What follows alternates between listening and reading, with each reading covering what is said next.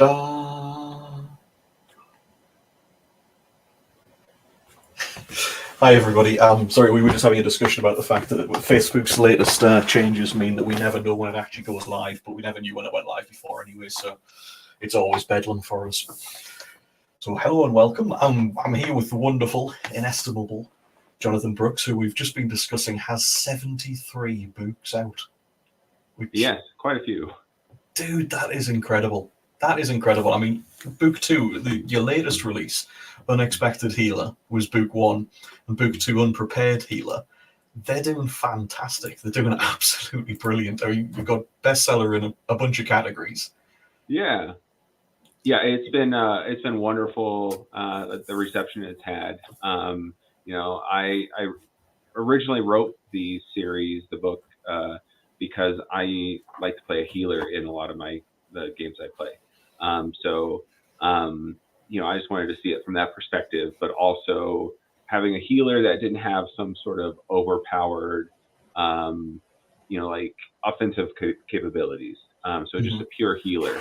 See what you could do there. I still made him overpowered, of course, you gotta have some fun with it. But I just wanted to see what it would be like having a solo healer who can only really heal and just use preventative damage and that kind of stuff. So I just wanted to see what that kind of perspective was, and I loved it when I was writing it. And so I had I had a lot of fun doing it, and the response was just really positive when I was writing it. And it's just been, once it released and published, it's been amazing.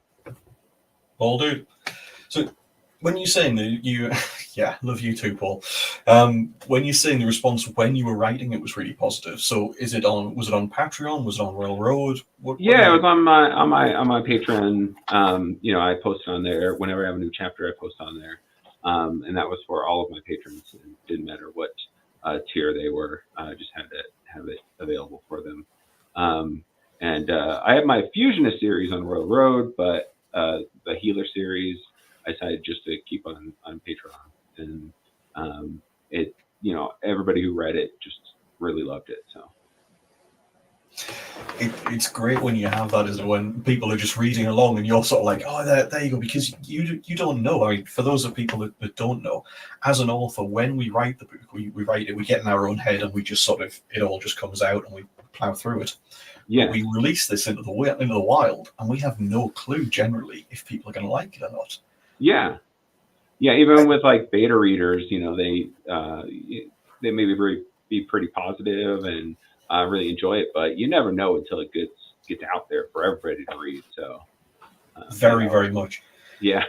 I mean, I remember when I first released mine, I genuinely thought, I sent it off to the editors, and I genuinely thought I was going to get this back with a note just saying, "Here's my bill. Don't you waste my time again."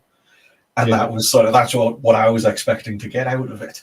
And every time I release, and people are going, "Oh, it's wonderful because this. Oh, I really enjoyed this." You're like, "Oh, really? Have you got the right book?" You just sort of... Exactly. Yes, because it's like you just never know. I've had some books that have not done as well or received as well, but you learn from them and try to improve, and that's what I've been trying to do over the years.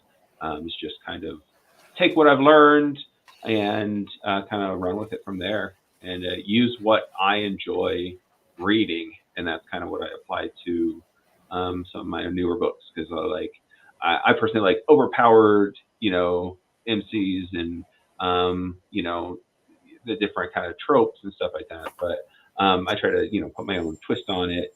I love stats, so my books are almost always really stat heavy, so I think that kind of gives a little extra a bit compared to some of the other ones I read. I'm like, I wish I had more information about their abilities and that kind of stuff, so I try to put those into my own.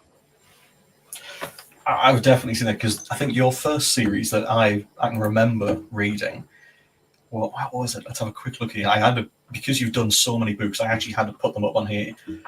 Yes, Paul, I've got your hate mail. So, sorry, I will just say, right, Paul, I know this was you, Paul, because I got a delivery yesterday, right, which said, "To Jez Poopy Pants Cajiao." I picked it up, read the name on it, and I was like, I know who this fuck is from. My wife texted me about 10, 15 minutes after that had been delivered and went, have you had any mail today? I was like, yes, I have some mail. She went, don't open it. Do not open it. Right? Open it only when I get home. Why? Because I want to see your face. And with those two, knowing that it's from Paul and knowing that my wife wants to see my face, I know that my safest response at this point is to burn it unopened. just to burn it. Yeah. So I'm not going to do that because it'll be probably quite funny, whatever it is, and certainly twisted and therapy inducing. But yeah, I'm quite looking forward to it. But there it is. Fun. Yeah, oh, definitely. It'll be memorable, I think, is the term that's generally best used when Paul's involved. The Station Call. That was your first one of yours that I read. Oh yeah, Station Call series. That was probably my biggest one to start with. So, because you've done so many. We were talking about this before. 73 goddamn books. I mean, how often do you release? It was typically about every 5 weeks or so, because it takes me about a month to write one. But that was when it was about 100 to 120,000 words. My recent ones, like my Fusionist books, they're almost 200,000 words, so it takes me a little longer. And then for like the Healer books are about 140, so it takes about 5 to 6 weeks. So right now it's about every 6 to 8 weeks for a book, just depending on which one it is. So that is incredible. Do you deal with burnout? Have you had it? Have you? I did. So the reason why I started writing like the Fusionist last year is because I was getting burnout on Dungeon Core. I love Dungeon Core, but I wrote over 50 something books of Dungeon Core, and I just wanted to change. They were all lit RPG, the Dungeon Core ones, but I wanted to see what I could do with just a straight lit RPG book. I wrote one back in 2018, my Uniworld Online series, but I wanted to do something different. So I wanted to kind of get away from Dungeon Core just at least for a series or two before coming back, because I do want to get back to it. But it was refreshing because I was just getting like, I don't really want to finish this book, that kind of stuff. So once I started with Fusionist, I fell in love with the writing again, and it was a kind of rejuvenized my creative process, and I was able to just kind of knock those chapters out like nothing. Whereas before it was kind of just before that I was writing some other things, and it just wasn't flowing as naturally, and it was kind of a chore to get through. But now when I'm writing these series, I'm just absolutely loving them, and I can't imagine what it would have been like if I hadn't have changed it up and figured that kind of stuff out. So I just love it. Definitely understand that, mate. I typically go from sort of, I was working with 2 books in each series. So I'd do like 2 books of Underverse, for example, which is more dark fantasy. And then I'd do 2 books of, say, the Dungeon Core one, like Age of Stone, Age of Bronze, or whatever. Yeah. And so the Rise of Mankind, so completely different while still being lit RPG. And then I'd do 2 books of Arise. And so if that being urban fantasy and very dark and sort of gritty, a lot more violent, it gave me the opportunity to do different takes on the stories and kept things fresh. But a lot of people reached out and said, well, that's great for you, but we really like this series. I don't like this series, so when are we getting more of this one? And you look at it, and I started to think about it and realize that most of my books are 200,000 at least. So I was looking at it and going, wait a minute, that means that because I work on a 3-month release cycle, if I do these 2 books, that's 6 months straight away. Those 2 books, it's a year. Those 2 books, that's 18 months. So the minimum, once you finish these, it's going to be at least a year, probably 18 months before you get the next one. And in our genre, that's not really acceptable. And loads of people say, well, I really want this one. I don't want these series. Yeah. So I decided what I would do is finish off the series that I have extant. And I've done all of Arise, so I did 4 more books of Arise. And then I've just gone back to my Dungeon Core. Yeah. And I was like, this is great. great. Yeah. Because I'm like hammering through doing Dungeon Core again. This is brilliant. Yeah.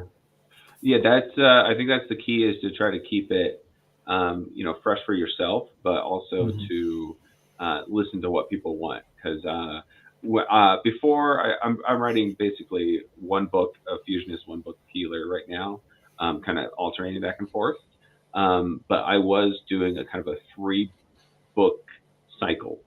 So I'd write one series, and then write the next book of the next series, and then a third series. So it'd be about every 4 months or so, I was getting another book out of the first series.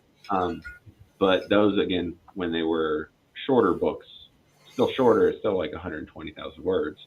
They're not little. Yeah, I know that it sounds like really little for our genre, but it's long. It's like an epic fantasy kind of length almost, feels it. So, but yeah, right now I think it's good. I was like, I should throw in a third series, but I can't. I discovered I just can't do that with these longer books. I just need to keep it to 2. Yeah, definitely. I think it's the longer the book, because if you think about it, if it's say 200,000 words, you're saying, for the unexpected one, sorry, for the transfusion series, and infusion series, then if you're looking at it as 200,000 per book, and you're used to writing 100,000, if you write 2 books in that, or 1 book is 2 books, 2 normal books. So if you write 2 books, that's 4 normal books. So you're going to wear your brain out of that style. Yeah. Before you move on to the next one. So the last book, you're always going to be like, oh, thank God that's done. Yes. Yeah, I'm looking forward to eventually like my Fusionist series. That'll probably be I'm thinking about 8 books. So I'm writing the 6th book right now. So I'm looking forward to finishing it out at 8 books. But it's I'm always looking forward to start a new series too. So once that's done, I'll start something new. But I'm still loving it, enjoying it. 'Cause I love crafting, and that's kind of what a lot of that book, that series is about. The fusions, kind of enchantment kind of things.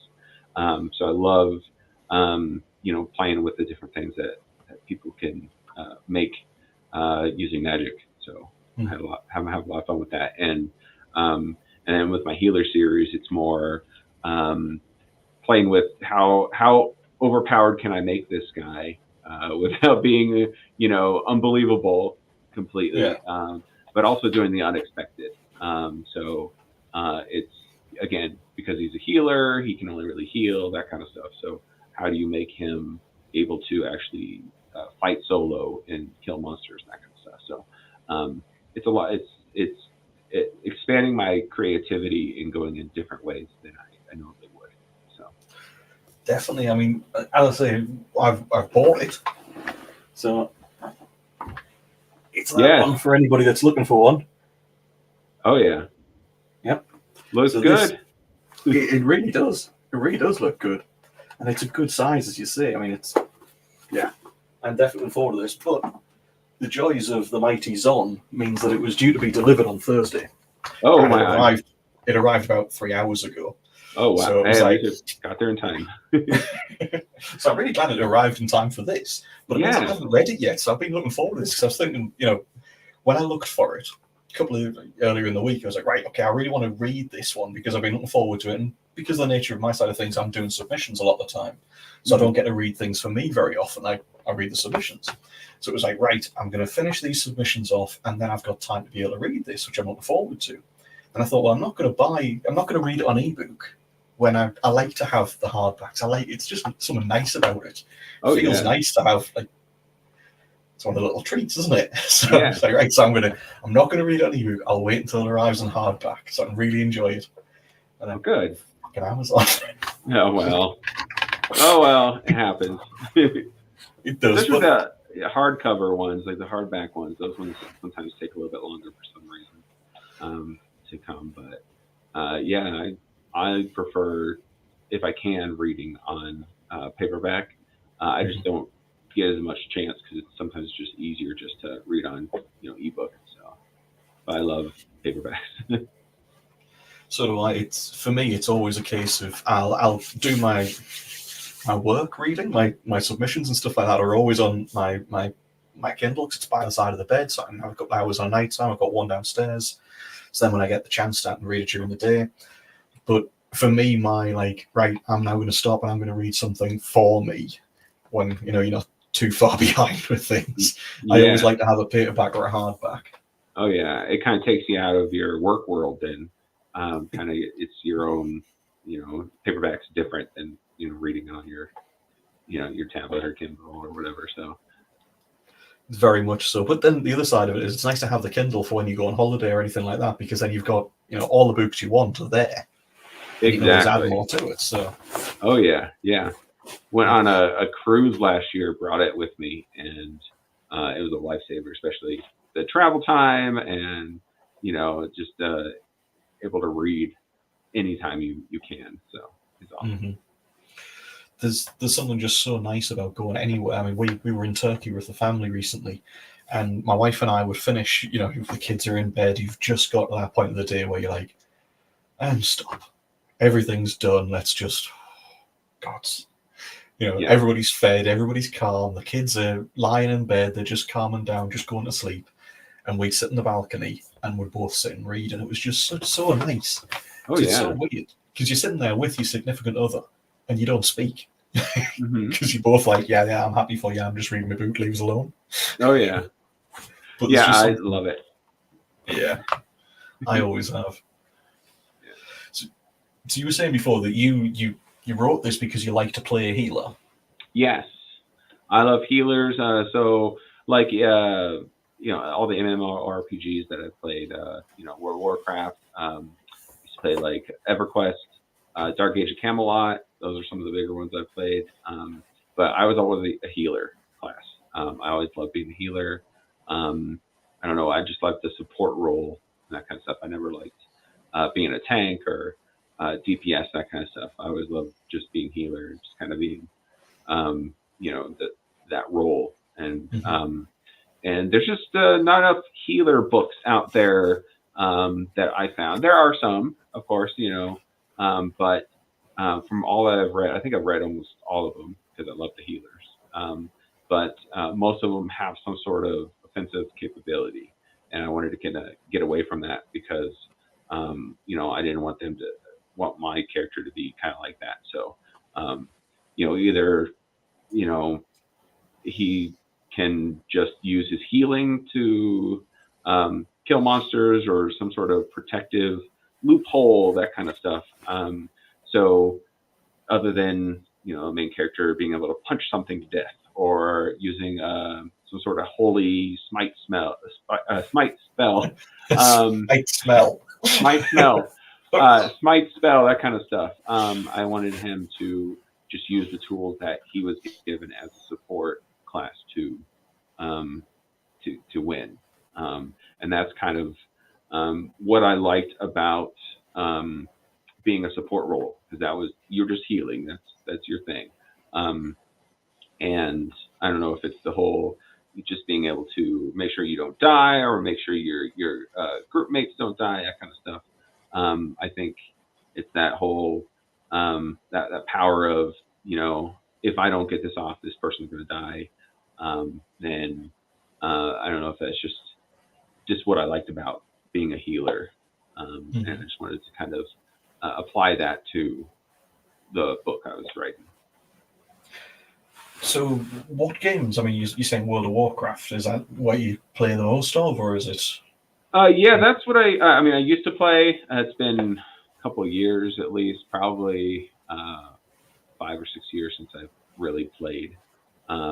Just been busy with other stuff. But Skyrim was another game I really played. Couldn't really be a healer in that game, unfortunately. I was just thinking that, yeah. Yeah, I mean, you've got some things you can use restoration for, but it's not really the way. But what if you heal the tough love? I mean, hey, if it works, it works. I don't want to know how you're going to do that, Paul. But yes, Skyrim, World of Warcraft, those kind of where a lot of my influences come from. I used to play Magic, the card game, a lot. And that kind of influences. I love reading some of the card-based lit RPGs out there as well. been thinking about doing one myself, but we'll see. I don't know. Yeah.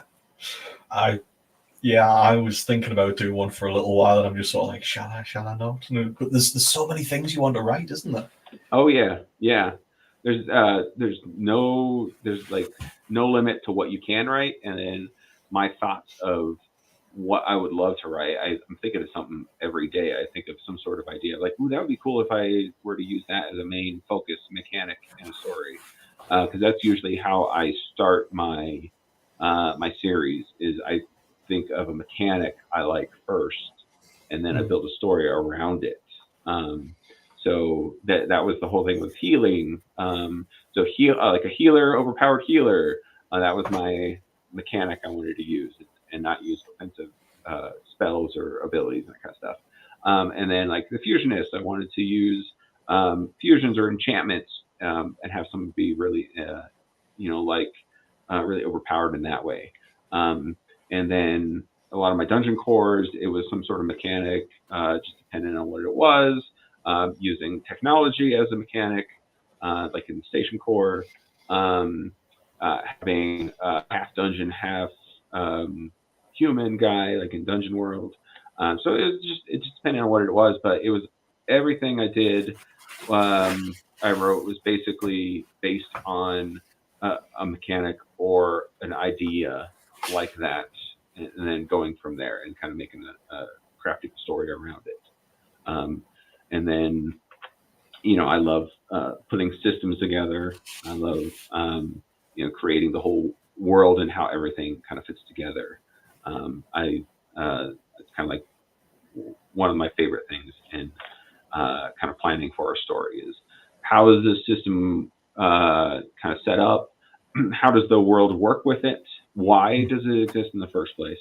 And then kind of creating the actual story from those ideas. Mm-hmm.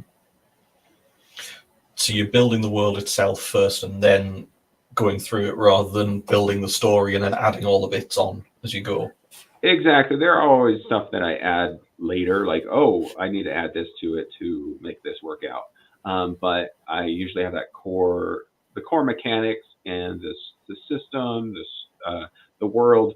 I usually try to get that done beforehand, so I can make sure all my story elements work with what I've created. So there's no huge conflict. Occasionally, I've had it where I've written 3/4 of the book and I realize this does not actually work. I'm gonna have to change some stuff, so I've had to go back and change a couple things. But those were usually my first couple series, until I learned that I really need to lock this stuff down first before I get too far, essentially. Okay, so from the sound of things, you're a planner more than anything else. I'm a planner as far as the system, world, how things interact. I'm a pantser when it comes to the story itself. So I have probably like 5 or 6 bullet points of where I want the story to go, and then I kind of take it from there. So like I may have a thought of exactly how I want it to start, but then from there, it's usually when I'm writing things that occur to me. This is, the characters kind of work. They do their own thing. So I kind of follow their story, figure out, oh, this is actually how it should have gone. I've had it where I've had an end point where I wanted to get to, but it completely changes throughout the story. So it's just more of a goal, but not necessarily it's an end all part of the story that it has to come to. Typically, I try to keep it like, oh, I know I want this book to end like this, but getting there is the fun part. So I don't have every like chapter written out. I don't have each stage of the story planned out. It's more getting from point A to point B and then writing how I think they'll get there. So, yeah. See, some people I know that are planners, Right. So for those that don't know, anybody that's watching this that doesn't know the two terms are plotter and pantser, sort of planner and pantser. Planner is you're planning the story out, you plan the whole thing out. Jonathan, from the sound of things, is a mixture of both. A lot of people are. So it's a case of he plans out his world and then writes a story as a pantser, so you just sort of see where you end up with things. I'm 100% pantser, so I just make this shit up as I go along, and then I have to come back and fix stuff, which often causes problems. But Yeah. some people I know who are planners have said that what they do with it is they actually plan the entire thing, like from start to finish, plan the whole thing. Then they go through again and do a pass where they plan out every single chapter. Like, this is what will happen in the chapter, high points, low points, this is it, this is the beat. And then for each chapter, then they go back through again and add more details in each chapter. So it goes from just a brief outline to a couple of paragraphs to a lot more paragraphs until they're coming back for like the fifth or sixth pass. And then they've essentially written the entire story 5 times. Yeah. From scratch. And that just blows my mind that people do it, that you can plan that far. Yeah, I can't even imagine that. Like when I first started, I kind of plotted a lot more because I just didn't really know what I was doing, so I had to kind of think about it a little bit more. But yeah, I guess it worked for some people, but I barely know what is going to be in the next book before I get to it. So I have an idea of where I want it to go. Like once I finish the book, oh well, the next book's going to have this and this and this. I'll figure it out when I get there. But I usually do have, when I first start a series, at least by the end of the first book, I know where I want the series to end. Oh, thank you. I know where I want the series to end eventually, but the points along the way, I have no clue. It's just going to come up as I write, pretty much. So yeah, but it's more fun that way, I think, because you get to find out what's going on as people do. So yeah, exactly. But then you have got that moment of paranoia as well, because as we said before, you release a story and you've got no idea if people are going to enjoy it or not. And then the reviews start to come in. You're like, oh, thank God. Yeah. Like, you loved it. Okay, good. Oh, it's relieving to hear that. So. There's a couple of times I've been hit by the anonymous 1-star reviews, and they're on launch, and you're like, yeah, bastards. But if you read them, 9 times out of 10, it's nothing to do with your book, and it's just like a generic, I hated this because of, and you go, that doesn't happen. None of that happens, and it's just people being dicks. And you're exactly. Like, I know. I had that problem with Royal Road when I started posting the Fusionists on there. People hated it because of the way I kind of set it up in the beginning. They just didn't like how the main character was treated and how he reacted to things. And I understood. I kind of used that feedback as actually really good feedback to kind of change the story and improve it after they kind of tore me apart on that site, essentially, which was not great to hear. But thankfully, I wasn't a new author, and I've heard that kind of stuff before. But having them tear me apart on that let me know that I did some things wrong with the start of the book.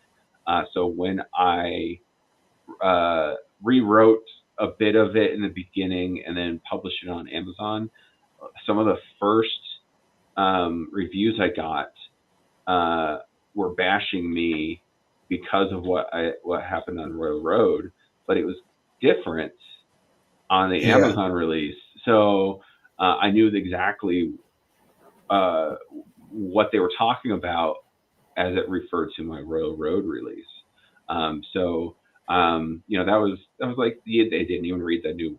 They just it was like the first day. It was launch day. Yeah. And they wrote a 1-star saying all the stuff on Royal Road that they didn't like. I'm like, they didn't even read it. They didn't read the changes. So that's a little disheartening, but I kind of understood where they came from as far as, since they didn't like it on Royal Road, they weren't gonna like it now.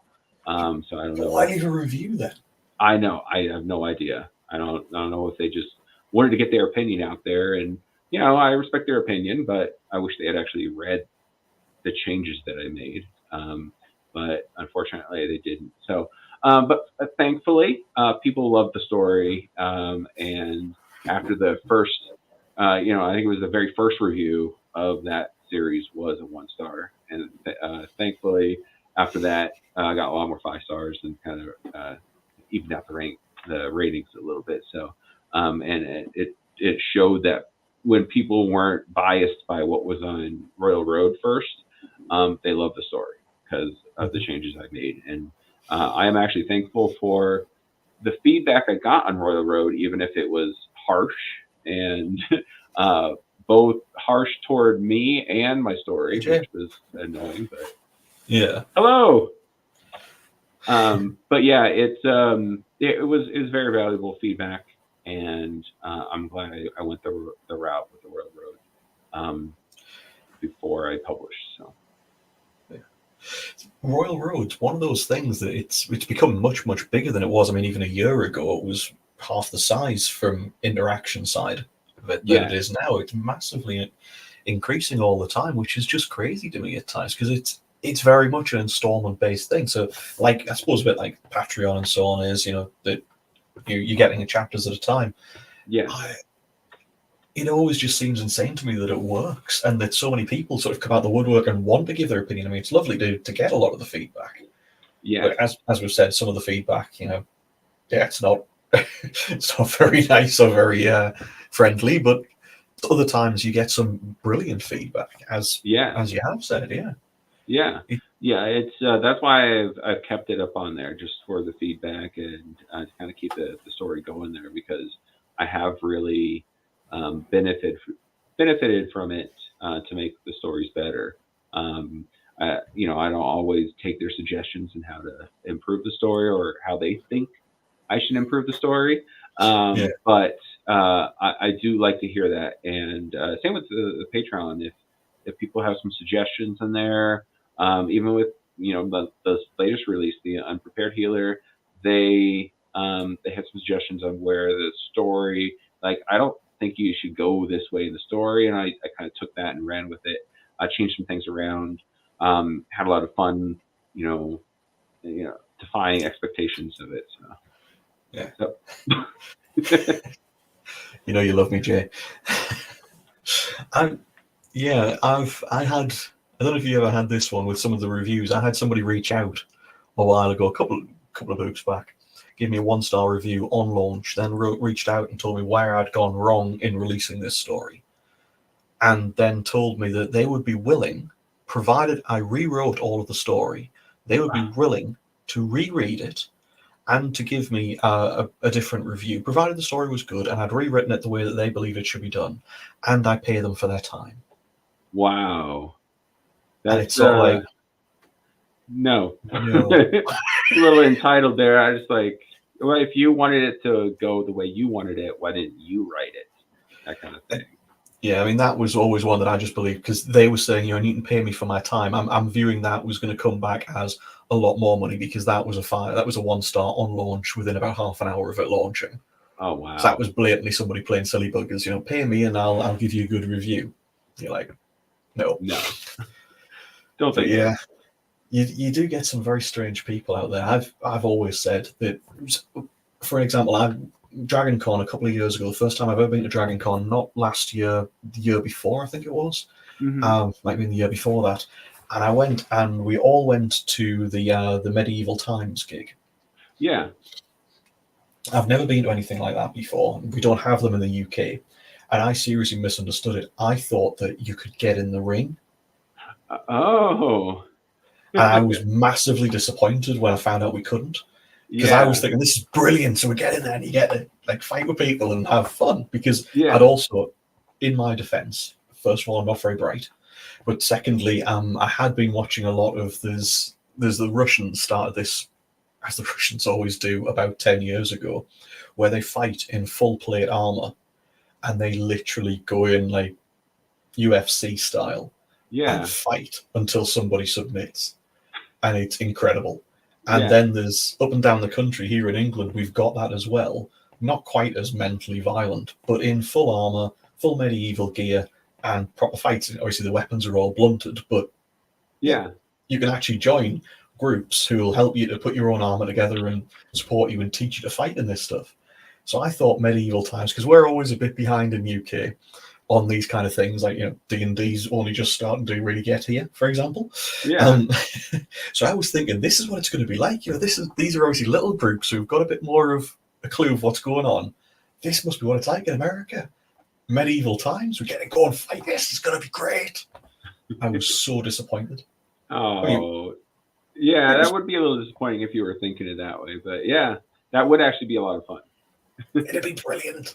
Yeah. And I was just saying that what we do is the next stage is we just open it up, and like some of these 1-star reviews, hey, come down, let's get in the ring, let's talk it out. Yes. Because that would be incredibly satisfying. Oh yeah, absolutely. But yeah. Oh well, but I have found with a lot of those 1-star reviews that, not all of them, but I think the majority of the ones I've looked at, their profiles and stuff like that, a lot of them, 1-star or 2-star almost everything they read. So it's like they're not happy with anything. And when you see that, you're like, well, they're not going to be happy with anything I wrote, no matter what I did.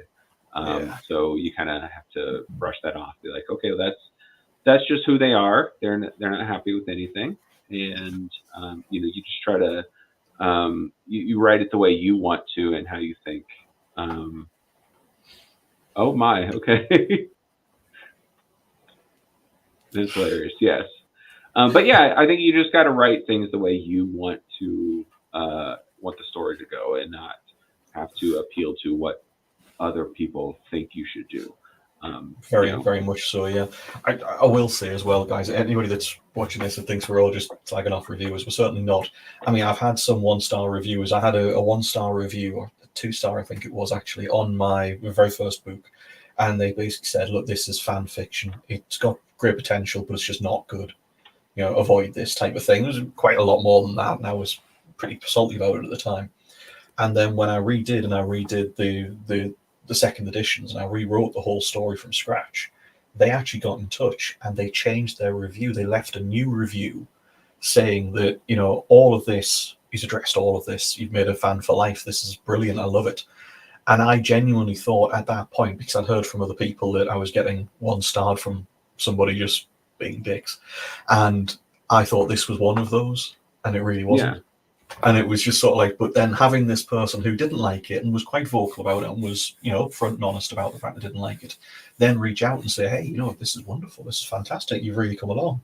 And that was really helpful in a lot of ways, because it made it clear that I had done things right. I had learned, but also that, it was genuine. It was nice. Yeah. No, that could be very helpful. I try to look at all of my negative reviews. So 1-star, 2 stars, even 3 stars, and stuff like that. Any of them that have constructive criticism, instead of just, bashing the book or whatever. I actually enjoy reading those ones, because just like on Patreon on Royal Road, I appreciate the feedback and to see what I can do to make my own work better. Because I may not see something that should be fixed. Mm-hmm. Oh, well, thank you. Yeah, Jay is our resident troll. As he says, one of the resident trolls. Yeah. Him, Paul, and Zach are pretty much our feral trolls. So you try and keep them under control as much as possible, but they're great fun. Yeah. As well as absolutely crazy. Nice. 2 American and 1 Australian, so. Yeah. Definitely the interesting crowd. Yes, I can tell. So we've talked about sort of the gaming side of things. Do you still game a lot? I play a lot of games on my computer nowadays, but that's about all of the gaming I really have time to do. I think once we had a kid, a lot of the gaming, kind of with groups and stuff like that, has kind of fallen away. It's more just kind of playing on my own. Either it was originally like Xbox, that kind of stuff, and now it's more just on the computer, playing just various games on Steam. But eventually, I would love to get back to tabletop gaming and all sorts of fun stuff. But it's hard to get it together nowadays. It feels like to do that stuff. So Yeah. But yeah, I even thought I should try some Magic again because I haven't played in years. And but just like getting started, finding someone to play with, who knows? Very much so. Excuse me. So you're saying we're playing on the computer on Steam. What are you playing at the moment, or what have you been playing of late? I've just been playing. Every once in a while, I get back to Skyrim. I'm playing a lot of other things like a lot of survival games like 7 Days to Die. That's a lot of fun. Playing a lot of just games that I can start and finish within an hour or two. Well, not finish, but play a game with. So things like like the bullet hell kind of games, kind of like Vampire Survivors. Those kind of games are kind of fun. Occasionally, I get an RPG in there, but most of the time, those ones take a little more commitment to play consistently. And I don't really get a chance to do that as much as I'd like to. So, but for now, it's more Skyrim, some Fallout. Love that as well, and just random games that I find on Steam or see somebody playing on YouTube, and like, oh, that looks like that would be fun. So I'm gonna have to try that one. So, yeah. I fell in the Stellaris trap again recently. Oh yes. I haven't played for like 3 years. And Yeah. I tried playing it the other day, and it not only has Stellaris massively updated, and there's loads of different things that have come out in it. And I just okay. So anybody that doesn't know, it's a 4X game. It's a massive sort of space survival, empire building, exploration, all that kind of stuff. They have a lot of different expansion packs, and they've started recently. You can pay for I think it's $8.75 for a month to have access to everything. So for me, I was thinking, I'll give it a go. It's fine. I'll just do the $8.75. So I've done that, which in theory was a good idea because you're not paying for the expansion packs. 40 quid a go that you're not going to play on next month. You're just going to give it a go for a month or something. The other side of it is I hadn't played it in about 3 years, which meant that all of these extra mechanics that were plotted on top of something I didn't really understand 3 years ago, and I really didn't remember very well, just meant that it was just mind-blowing. Oh, yeah. The first couple of, the first like 50 years or something of playing the game, or 50 months or whatever it is that you're playing, and you sort of, the very early game, it's, oh yeah, I can do this, yeah, I can understand this, and then it starts to get bigger and bigger and bigger. And you're like, the little bits that were getting away from you early on in the game are now just, that's all that's going on. The entire world is getting away from you. Like, what the fuck is going on? Yes. I've played it, and it was a little too much. I played it probably 4 or 5 months ago, and I was like, this is too much to learn right now. I don't have the time or brain power to devote myself to learning how all this works, because I love like Civilization. I play that a lot. So I was like, oh, this will be great. I love this kind of thing. So, and it was just a little too much to learn at the moment. So I might want to come back to it. But I only got like the base game, so I didn't get all the expansion and whatever. I don't know what they had. But I was like, I'll just try the base game. Let's try that out. And it was a little more than I could devote to, but I know exactly what you're talking about. There's a lot to it, so it was. I can see you getting sucked into that, and once you play it, you just want to learn it all. So yeah, oh yeah, massively. It was. Speaking to Kyle Curran last month, and he was talking about the fact that Civ 7's coming soon, apparently. Oh yeah, I think so. I was like, yes. Yeah. When that comes out, that's me done. I'm going to be officially unavailable for a good few weeks because I love Civ. I love Civ with passion. Yes. So I'll be getting that once that comes out. Yeah. Some games that you can just relax. It's not that you don't need a brain to play, because you are thinking when you're doing it, but they're just such nice games, because turn-based games especially, Yes. Excuse me. It's Absolutely. one where you can pick it up, you can put it down. You just really enjoy it because I've been playing Helldivers a lot until recently with Eric Oh Ugland yeah. and a few of the other sort of reprobates. Paul Neil Helligers is a fantastic shot. He's a really good sniper. Nice. Michael Chatfield is just lethal team killer. Oh He's wow. no matter what's going on, he just sort of he wanders in and then wanders out, and just everybody's dead. And yet he didn't kill you. He just sets up the situation accidentally that everybody Yeah. ends up dying.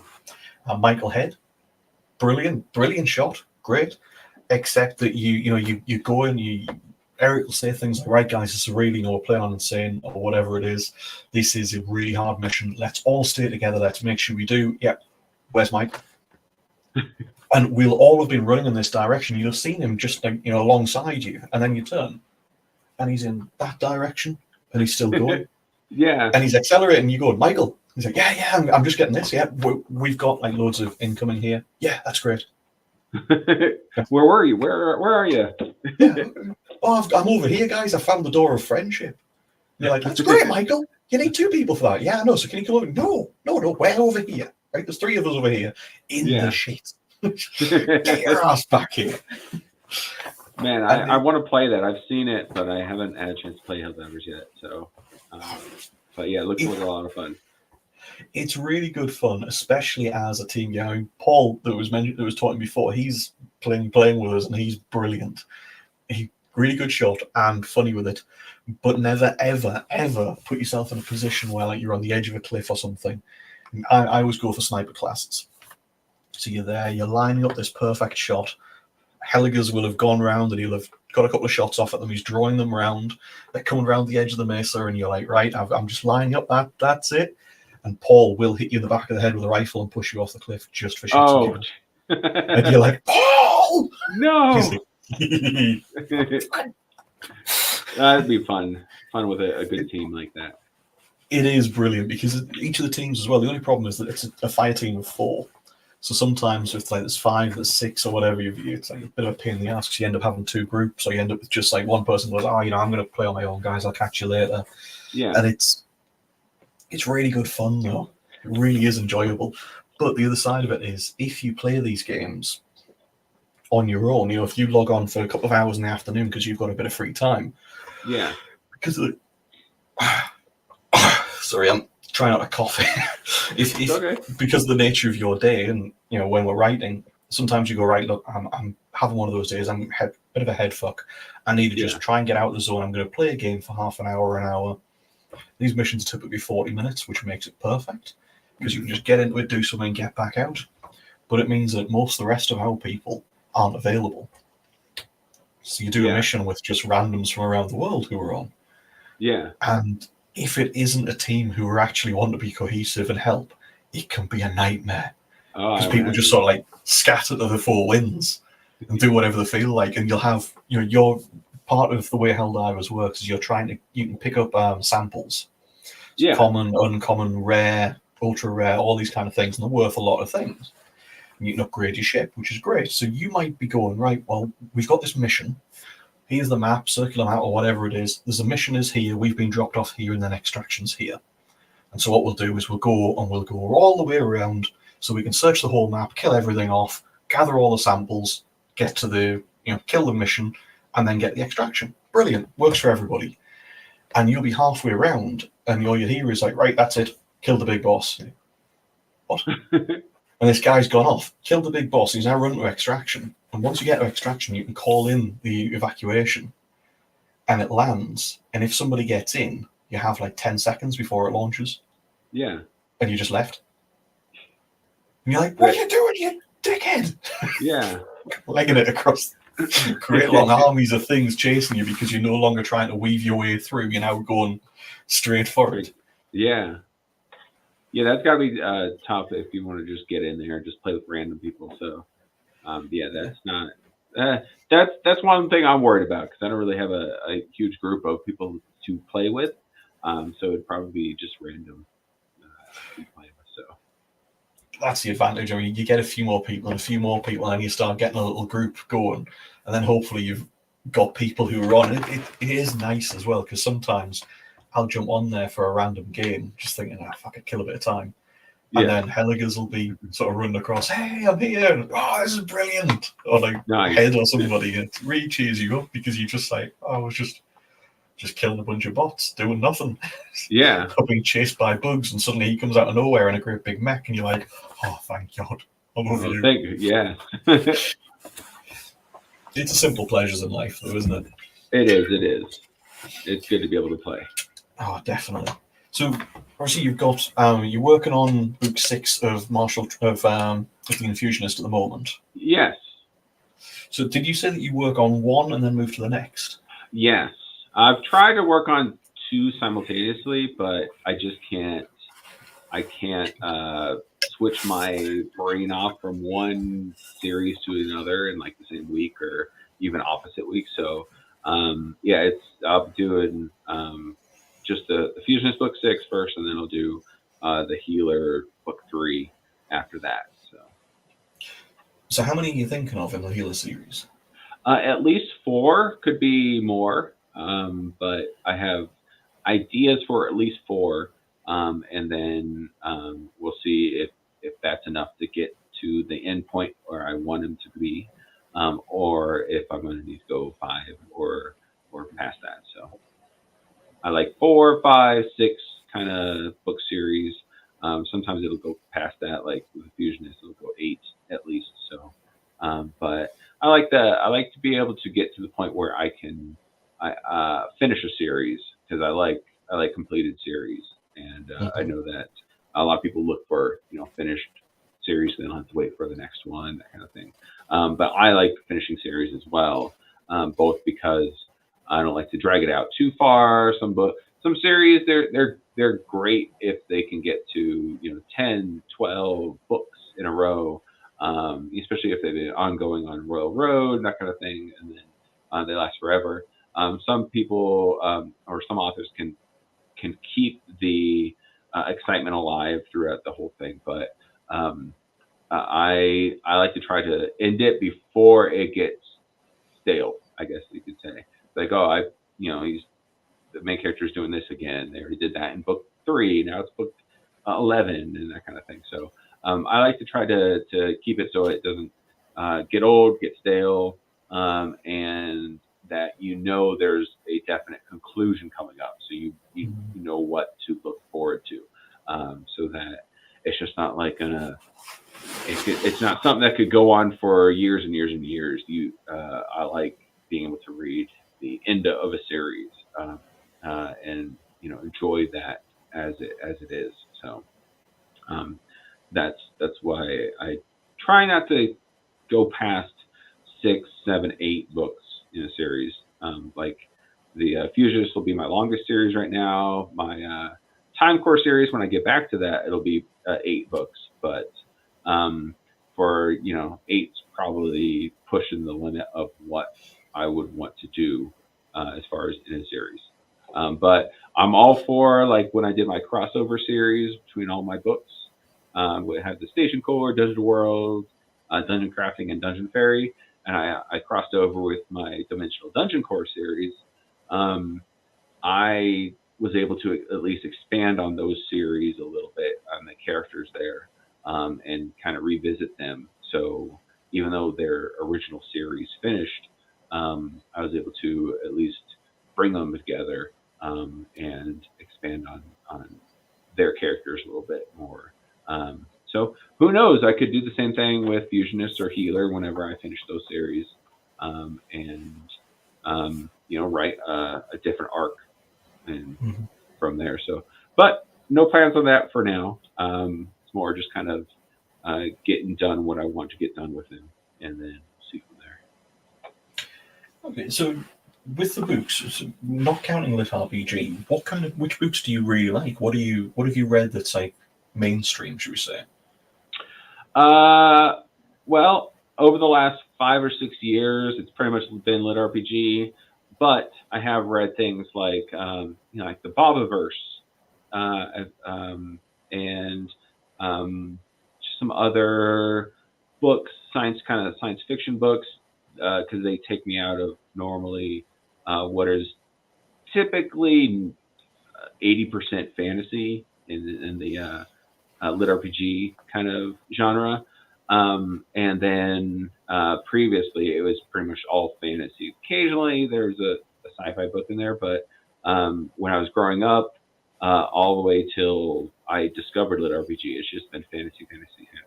And that's typically why I write mostly fantasy. I have a couple, Station Core and the Dimensional Legend Core, so those are science fiction, but I usually like to stay in the fantasy genre because that's what I grew up with. That's what I love the most. And, that's kind of what I like to write. Okay.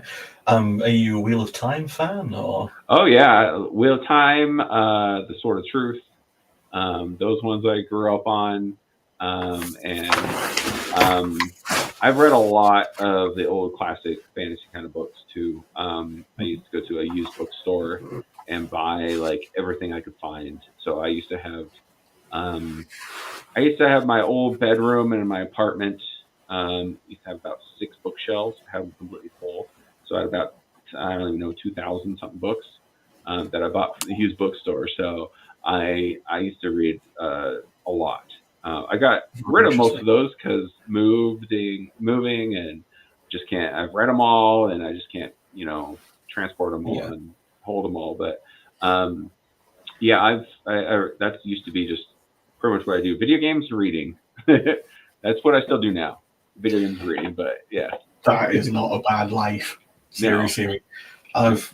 I was always a massive fan of stuff like the Wheel of Time. I've got the Wheel of Time somewhere on the shelves. Oh yeah, if it's on that one. Though at some point somebody has borrowed book 1 of the Wheel of Time, and it never came back. Oh no! And it's the sort of they're all in a set of colours of styles, and you can't get them anymore. Oh, and it just breaks your heart that they're all. I'm going to have to rebuy it in the new version. It's like, I don't want the new covers. I don't want the way. I want the originals where it was nice.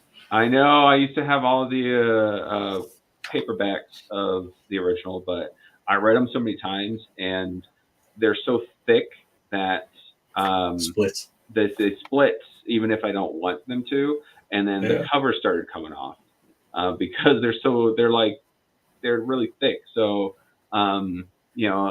eventually the copies I had to get new copies because I had no covers to them anymore, and the pages were starting to fall out. Because I read them so many times. Because I originally got them when there were probably 4 books out in the series, and every time a new book would come out, whenever a new book would come out, I'd read them all again, and so I destroyed them by reading them essentially. So I don't even have those original ones anymore, unfortunately. I'm exactly the same. I was at JordanCon this year. First time I've ever been to JordanCon. It was brilliant. I mean, it was great, first of all, because we had a load of the lit RPG crowd there. We got a track there. We managed to arrange Geneva, and Emily did loads of work for it and got it all up and running, and it was brilliant. It was really good fun. But also, it was a case I was there, and I've never been to JordanCon before. I've always wanted to go because we don't have conventions like that in the UK. And for me, it was always a case of, I love the Wheel of Time. I wanted to see that. Yeah. And while it wasn't that big, it was just nice because you could sit and you could talk to people. And at the bar, the fans that were there were just sitting in amongst us all at the bar. So they're sort of like sitting, nudging each other, going, it's fucking Matt Dinnerman. And Matt's going, rum? Get us the rum. So like, it was one of those where everybody was in really close. It was really good fun. It was really enjoyable. Yeah. And then at the end of it, they have a charity raffle. And as part of the raffle, they had signed book plates by Robert Jordan. Oh, nice. And I was like, and you sort of going, I know they're closing the raffle in like 10 minutes, the charity auction rather, and I'm going, I could just, you're looking at it, it's $300 for 2, and I'm going, I could pay that. Yeah, it'd be worth it. It's totally worth it, but you can see that it's ticking up. There's 2 people online are obviously waiting, and when the other one bids, they'll bid, and it's going like that, and you're going, this could go, I need to have, because the way I am, I'll just go, must have. And so I didn't allow myself to bid on it because obviously in America, it was 5 hours ahead of where we were. This was sort of later on the day. My wife had already gone to bed, and I was sensible this time round in that I was thinking, right, what I'll do is I will talk to my wife about it, see if we can get an agreed figure. So something that I can spend that, because for me, it's worth a huge amount. But also, if I was to buy this, I would then buy a very nice set of hardbacks, and I would spend the next 10 years getting more book plates. Oh, yeah. To have the entire set with these book plates stuck in. I would have this, and that would become an obsession. So I was like, right, I need to have Chrissy agree with me on this and be on board, because if she isn't, and I going down this route, it's going to be fucking expensive. So she'll give me, this is your maximum ceiling. If you can't get it for this, we'll try and get it somewhere else later on. Don't stress. We'll do it. And she was asleep. Oh. So I just sort of watched it go, and it went like 460, I think, for one, because there was 3 of them that were like two plates in each one. And there was 360, 400 and something, and 575. They all went. Oh, man. And it was just like, but knowing as well that I would have been going, 400 on this one, 400 on this one, 400 on this one, 500 on this one, 500. Oh, yeah. So, I would definitely be expensive to try to do all that and to, get even more of those, but it'd still be worth it. If nothing else, even thinking about it, if you were to look at it as a long-term investment of get these book plates, get this really nice set, get Brandon Sanderson to sign the last couple that he wrote, and it'd be worth 10 times what you paid for it once you completed the set. Not that I would sell it, because people would offer me 10 times. I'm like, no. I'm never selling this. Yeah. My wife and I were talking about this recently in the Magic the Gathering. It's not something that's really been big in the UK ever. Not something I've ever done, though I've been aware of it on the periphery. And we heard a few friends talking about the Doctor set of cards, the Doctor Who set, and that they were becoming really hard to get a hold of and were getting expensive. Yeah. And we were like, right, well, let's be realistic about this. This could be an investment for the kids, because we buy the sets when they come out, we'll buy these Commander decks, and we'll put them aside, put them in a nice box, make sure they're nice and secure and stuff, and kept in perfect condition. And then when the kids turn 21 or something, give them to them, and then they can sell them. They can play with them if they want. If it turns out that these aren't worth anything, or they are worth a lot, but they really want to play with them, it's an investment for the kids. Yeah. And I just had a vision of it, because a couple of my friends are very heavily into Pokemon cards, dealing them more than anything else, and they're insane value. Yeah. Like a couple of grand for a single card. It's like, what are you doing? I know. I actually sold, because I used to play Magic in the 90s, so kind of the late 90s. So that was when it was still starting out, because I think it came out in 93. And I collected a bit. I didn't have anything like major, but I had quite a collection of stuff. I ended up selling most of it at a garage sale, probably 5-6 years ago. I wish I hadn't, because I imagine I probably sold it for like $500 at a garage sale, which is a lot for a garage sale.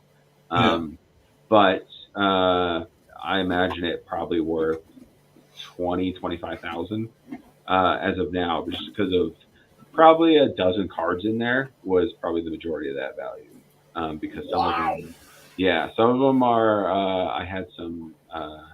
I didn't have any Black Lotus or Moxes, but I had quite a few from a beta. I had a lot of beta cards and the unlimited, and some of the more valuable, like Arabian Nights, that kind of stuff.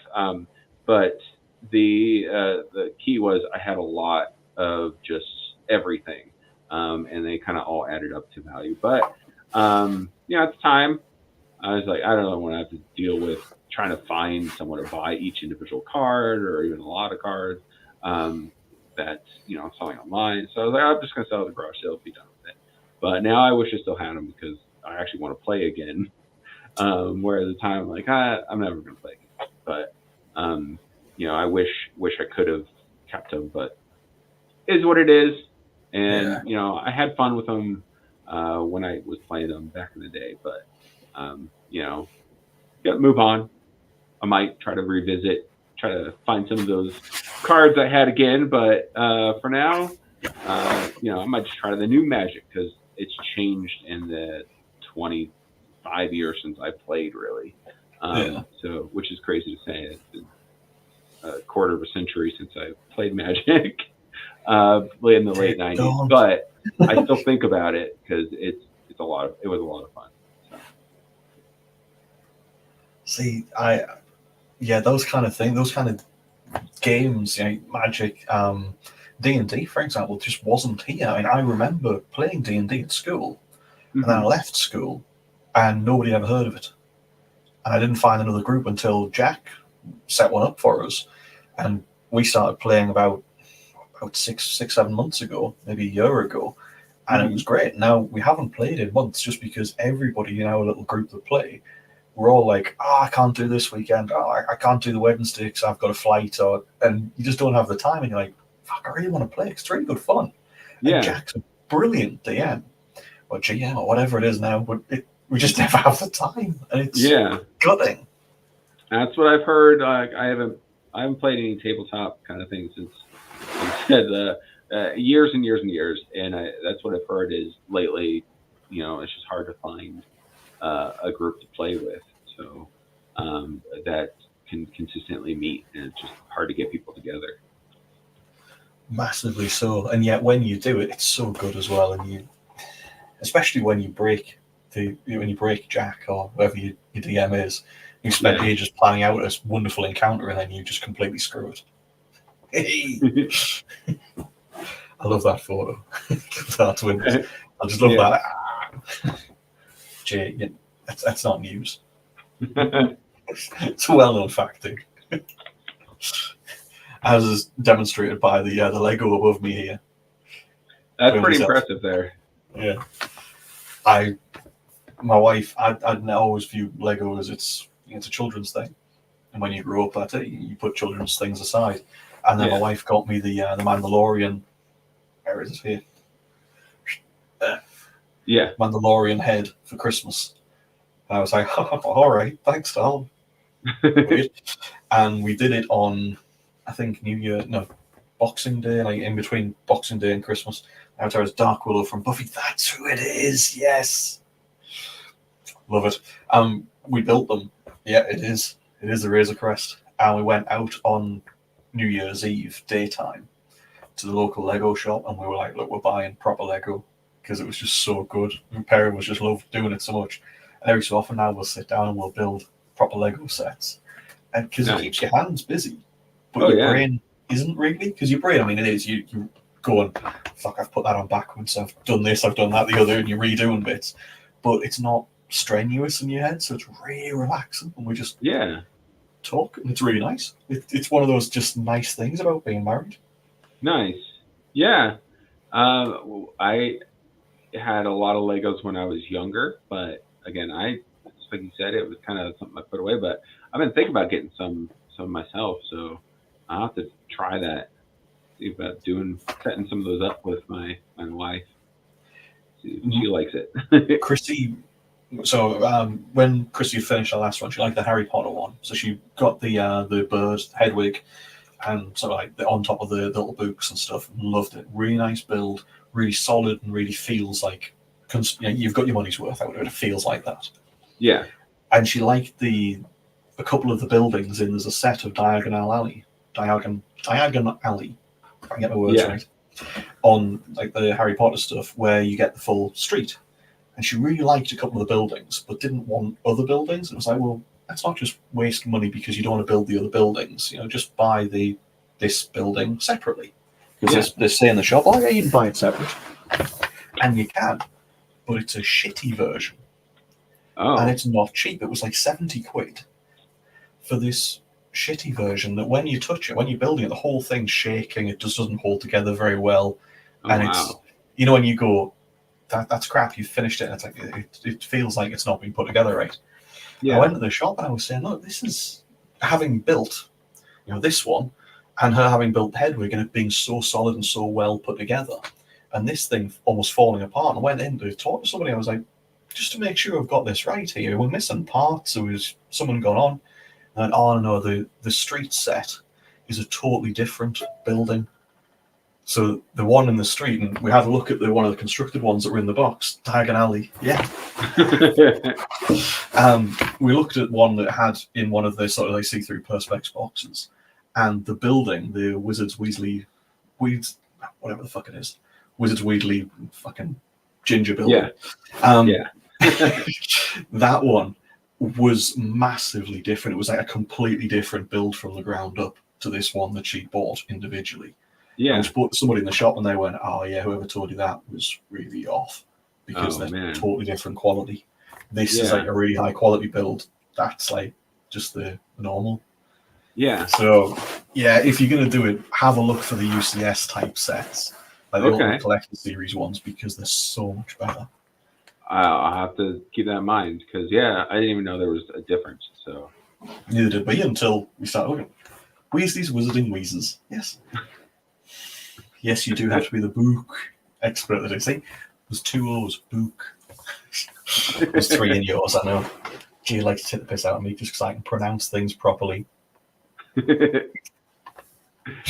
So, obviously, we talked book 6 Diagon Alley, where everything's falling apart anyway. Yeah, actually, that could explain a lot. It's a lot of W's, it really fucking is, isn't it? At times, the stuff that is in that story. Yes. So we've talked games, we've talked about your books, which you've got an absolutely fucking insane amount of. What else do you do? Do you like movies? Do you go on long walks, dances? I don't know much about you, Jonathan, except that you write awesome stories. So part of this, I want to know more about you. I want to get to know you a bit, dude.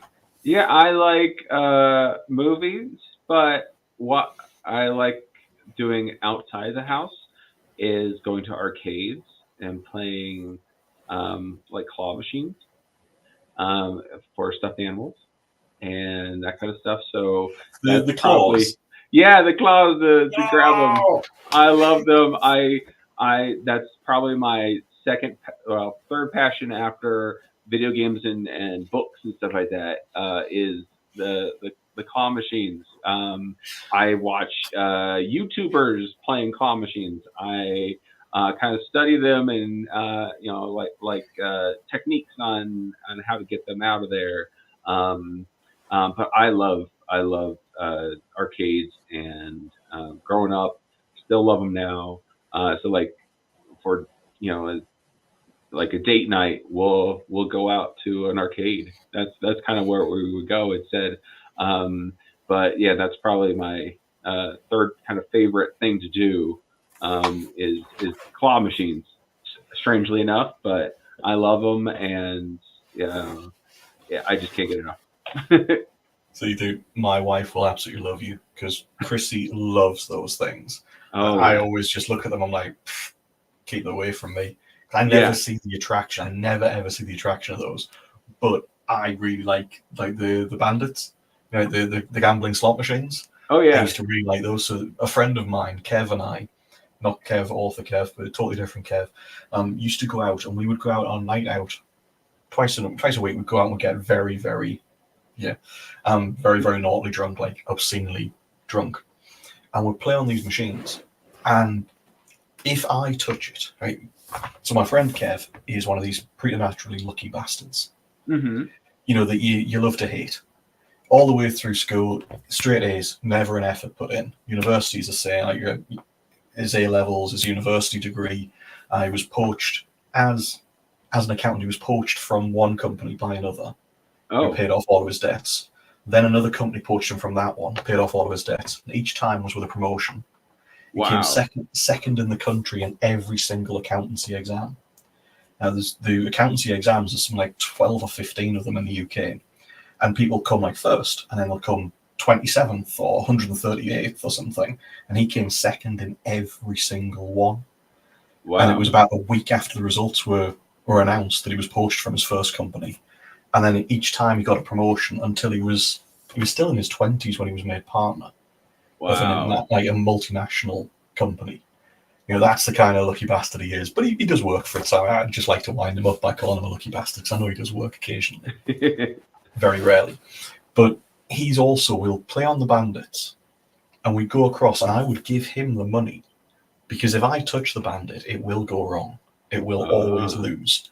Yeah. If he does it, we'd always win. Oh, nice. And it's literally a case of like, oh, we're getting a bit low on cash now. It's like 2 o'clock in the morning. You're in the clubs. You're very, very drunk. Getting a bit low on cash. We've got 20 quid each. There you go, Kev. And you'd be like, no worries. Put it in the bandit and get another 100 out. Oh man, that's nice. It's like a little ATM machine. Yeah, literally. And he would do that. But if I tried that, I've just lost 40 quid. Yeah.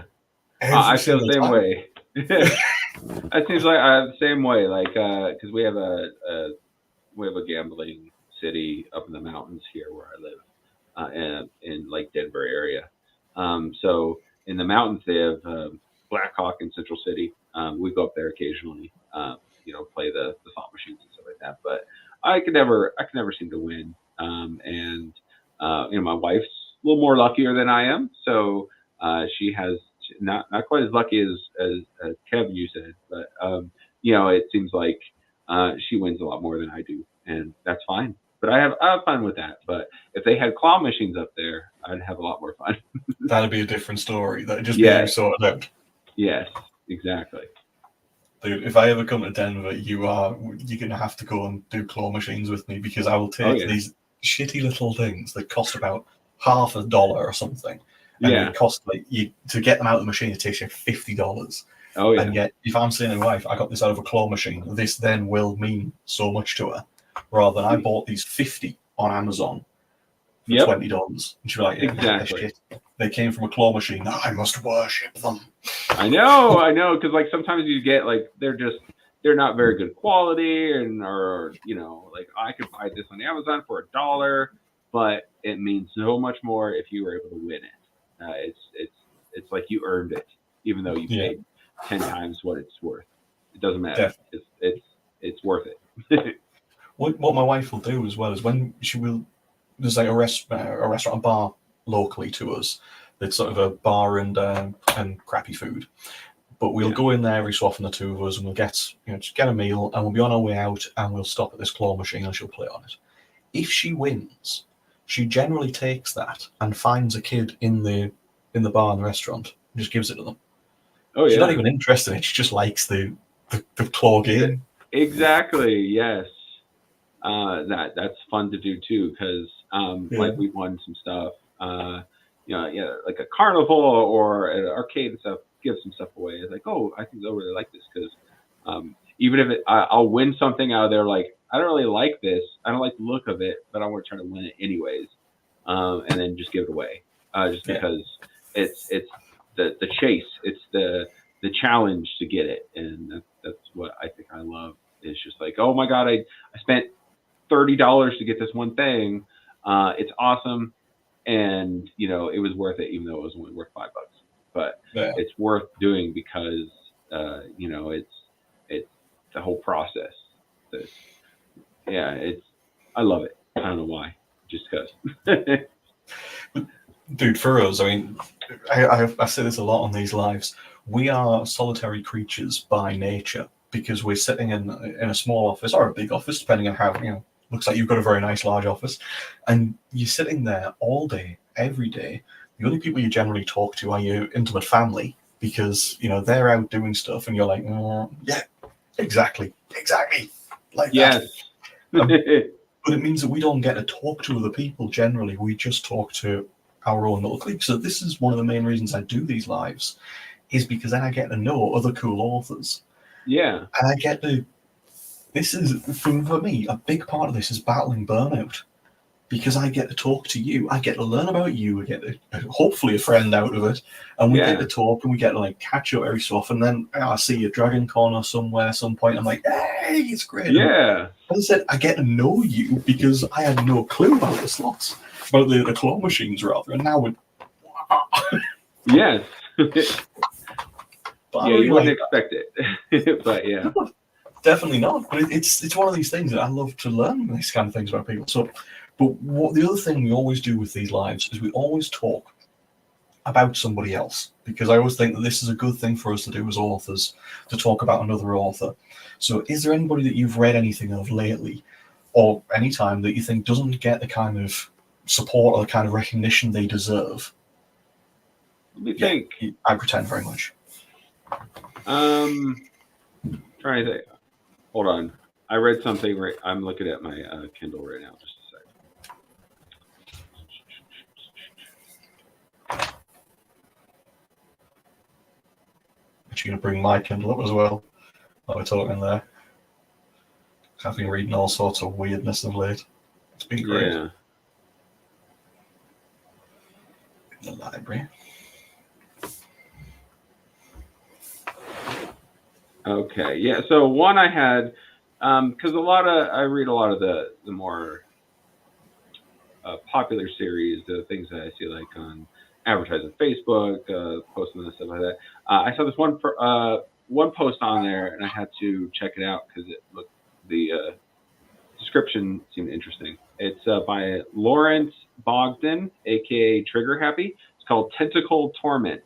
That sounds like it's some sort of hentai kind of thing, but it's not. It was actually it was actually really good because it was about a tentacle, kind of like an isekai into a tentacle monster or like a slime with tentacles. Essentially, it was a spiritual kind of thing.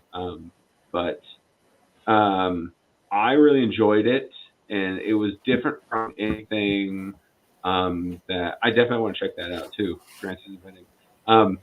But it was different from any other ones before that I've read because of the character wasn't a normal person.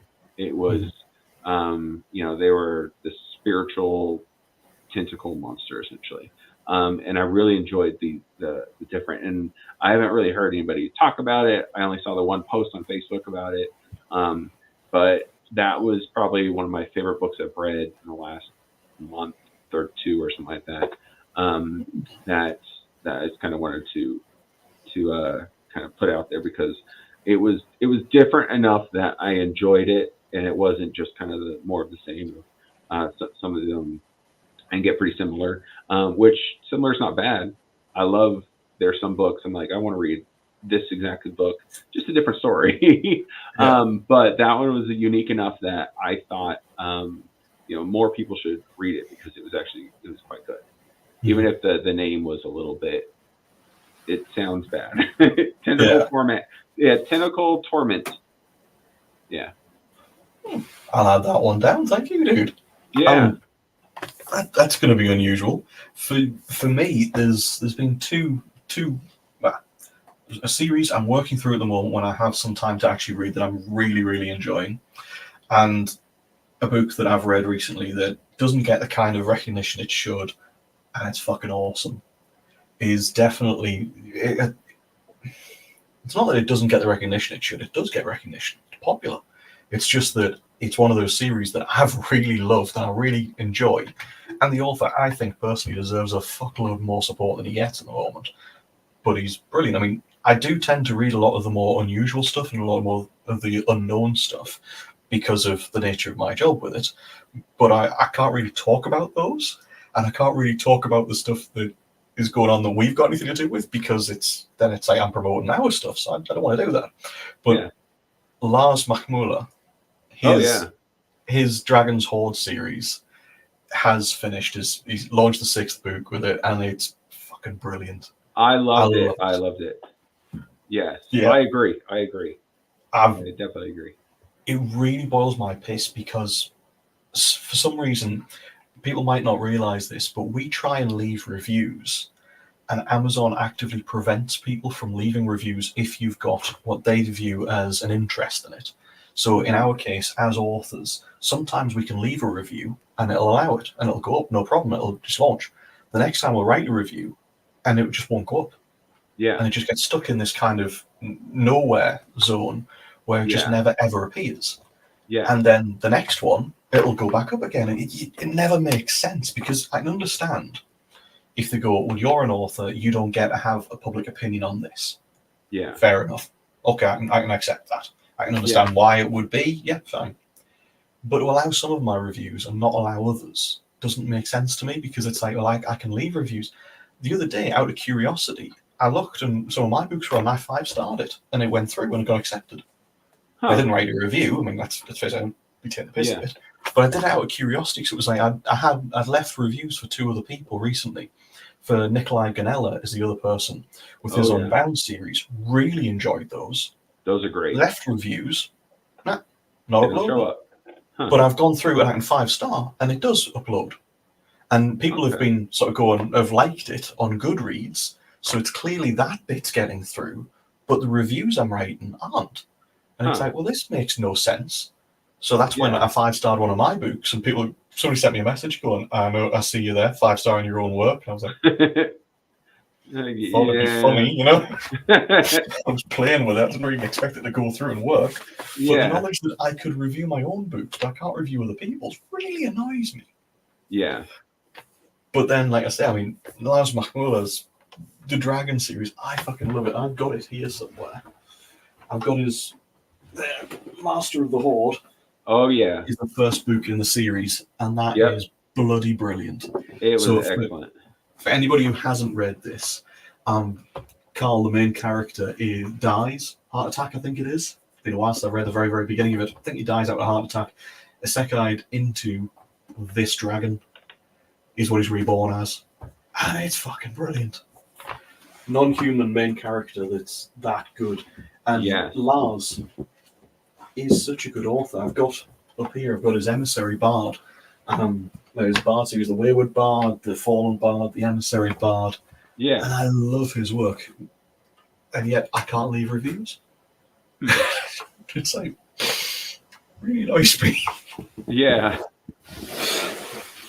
But such is life. Such is life. Yeah, exactly. Yeah. But is there anything else you want to talk about, dude? Anything you want to talk about your stuff that's coming up soon? I mean, we've your, like I say, the Unprepared Healer, which is Earth and Contenders 2. Yes. I'm on the ball for once. Yes. Which is the second one in this series here. Yes. Launched, 3 days ago? 2 days ago? Came out on Tuesday, so 4 days ago, something like that. Yeah. 4 days, yeah. Yeah. That one came out. I have Martial Transfusion, which is the 5th book in my Magical Fusion series. That comes out on June 19th. And then, again, I'm currently writing book 6. That'll probably come out in September, I think.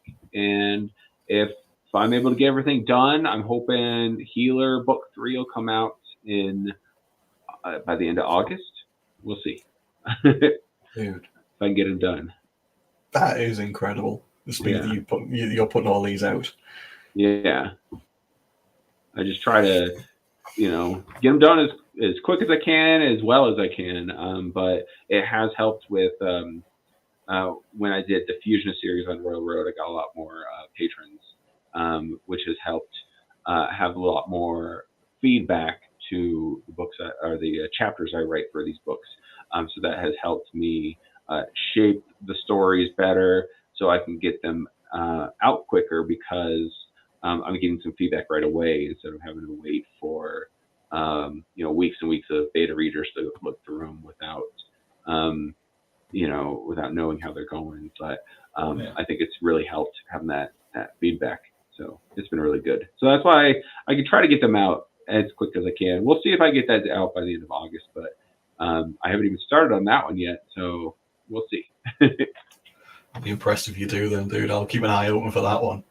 Because I am going to enjoy reading this, which is... I hope you do enjoy it. Yeah, I had a lot of fun. I've got a lot of faith in this. From the Station Call, like I say, was the first one of your series I read, and I really enjoyed that. Oh, so. Good. That was my first real, really successful book. So, everything kind of stemmed from that series, kind of working way up to here. Look, for me, I'm just on a quick look here on your ones, because I haven't read the Fusionist series at all yet. I haven't gone into that one, because it's just so much fun, but I remember the Crafters ones. Crafters Dungeon, Crafters Defense, Crafters Dilemma. Yeah, I love those ones. Yes. That's why I love crafting so much, because crafting in games, and then I went crazy on those the crafting side of things in those series. So that's Fusionist, not quite as much crafting, but well, a more specific part of crafting. So like the enchanting kind of fusion kind of part of thing. So if you like that kind of thing, I think you'll like that one too. I hadn't seen that you had 5 and 6 out in that series, so Oh yeah, because it's just been so long, I don't know what's happened, why I missed those, but I'll be reading those next as well. all right. So Check them out. Check them out. I will be. Thank you, dude.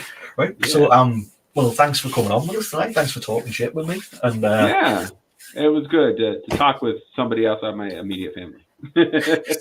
it makes such a nice change, doesn't it? Yes, it does. It does. Okay. Well, thanks very much, Jonathan, and thanks for anybody that was watching. I'm sorry that it's with a changeover from Facebook side of things that a lot of the comments just don't show. We can't see it. I'll have a look and I'll read through some later on once we've finished, so I actually read again. But thank you all if you were there, and if you weren't, well, fuck you. We talked about you all loads, and it's very. Okay. Thank you all. Good night. Bye-bye. Thank you. Thank you. Thank you. Now we wait to see if it kicks off.